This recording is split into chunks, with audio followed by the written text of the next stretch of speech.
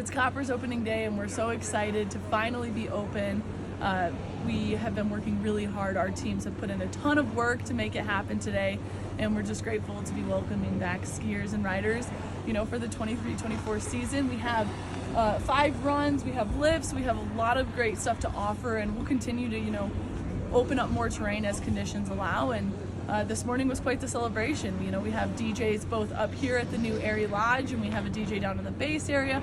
We gave away free fanny packs and different prizes to the first 50 in line, and some custom power bars that were made here in-house by our amazing pastry chef. So it's going to be a good season. And obviously we're standing at the new lodge. This was several years in the making. What does it feel like to have this open and kind of have this centerpiece on the mid-mountain for skiers this year? This building is absolutely incredible. It is going to totally transform the dining experience here at Copper and just be an amazing place to come and take in this beautiful view behind me, get a rest before between laps. And so it's 25,000 square foot. So this place is massive. It's 2 stories. We have 2 bars, a sit-down restaurant, Forage and Feast, which has an incredible menu for lunch. We'll also be doing some signature events throughout the season up here. And then we have our 5-station food hall, which is gonna have things like ramen and stone-fired pizza, and then a coffee shop, which, who doesn't love a little caffeine boost between the day? Yeah, could you tell us a little bit about some of the special events too at like Forage and Feast, and what else maybe that you'll be offering here? Yeah, the team has been working so hard to get this building up and running, and now the F&B team has done an amazing job kind of envisioning what this experience is going to look like to really elevate it. And so some things you can expect is going to be like a moonlight dine and ski. We're going to have an awesome New Year's Eve party where there's going to be a band and a very special dinner.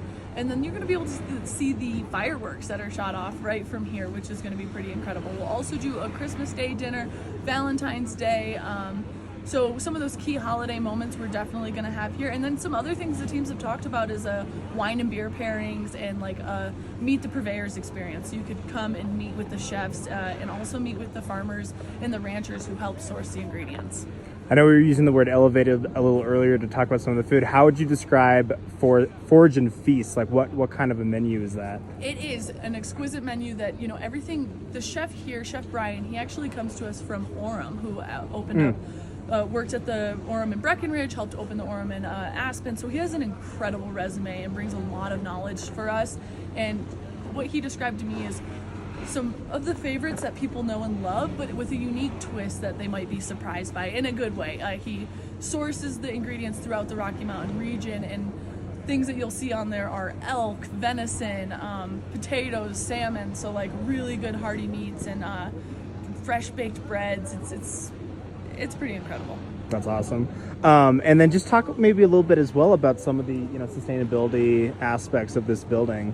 There was a lot of thought. We do have our Play Forever initiative that's really important to us, and so a lot of thought went into this building when sourcing the materials, making sure everything was sustainably sourced, using natural materials when possible. And then we also have a massive solar panels that are going to help offset the energy usage here. The positioning of the building was also thoughtful in how we're using the sun and how can we utilize the sun to keep the space warm, and then vice versa to keep it cool. So there's a lot of different components about it that just went into it, and it's really impressive. Totally. And then could you also speak as well to what we were just talking about earlier with just kind of the timeline now?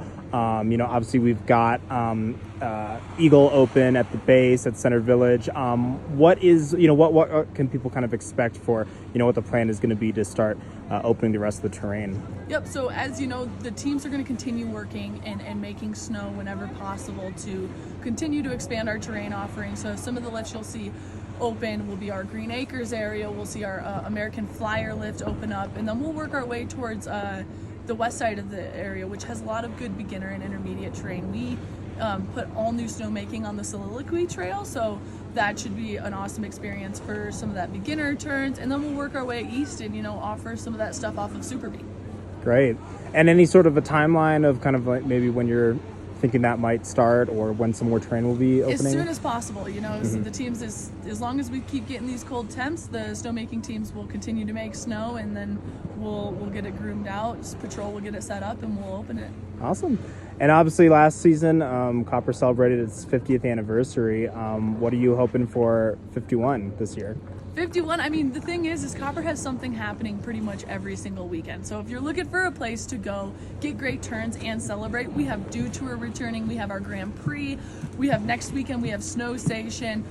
There is never a dull moment happening at Copper, and so I think just continuing that celebration is really important to us, and celebrating the Airy, which is this awesome new building.